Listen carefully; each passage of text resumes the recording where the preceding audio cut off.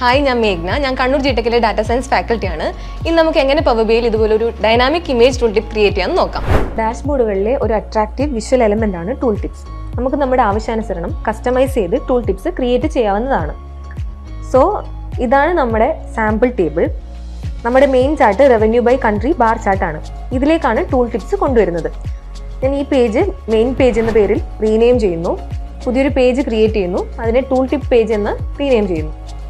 Format പേജിൽ page ഇൻഫർമേഷനിൽ allow use as tool tip on ചെയ്യുന്നു. ക്യാൻവാസ് സെറ്റിംഗ്സിൽ വെർട്ടിക്കൽ അലൈൻമെന്റ് മിഡിലായി കൊടുക്കുന്നു. നമുക്ക് ഒരു കാൽക്കുലേറ്റഡ് കോളം ക്രിയേറ്റ് ചെയ്യണം.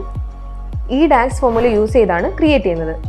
ഈ URL ഓരോ കൺട്രിയുടെയും ഇമേജ് URL ആണ്. അതിനുശേഷം ഡാറ്റ കാറ്റഗറി ഇമേജ് URL കൊടുക്കുന്നു. ടൂൾ ടിപ്പ് പേജിൽ സ്ലൈസർ സെലക്ട് ചെയ്യുന്നു. കാൽക്കുലേറ്റഡ് കോളം സ്ലൈസറിൽ ആഡ് ചെയ്യുന്നു. സ്ലൈസർ ഫോർമാറ്റ് ചെയ്ത് ടൈലാക്കി മാറ്റുന്നു. നമ്മുടെ മെയിൻ പേജിൽ പോയി ടൂൾ ടിപ്സ് ആഡ് ചെയ്യാം. അപ്പോൾ ഇതുപോലെ dynamic image tool tip create ആയിട്ടുണ്ടാവും. ഇതുപോലത്തെ യൂസ്ഫുൾ ടിപ്സുമായി ഞങ്ങൾ ഇനിയും വരും. അതിനായി കണ്ണൂർ G-TECിന്റെ യൂട്യൂബ് ചാനലും ഇൻസ്റ്റാഗ്രാം പേജും ഫോളോ ചെയ്യുക.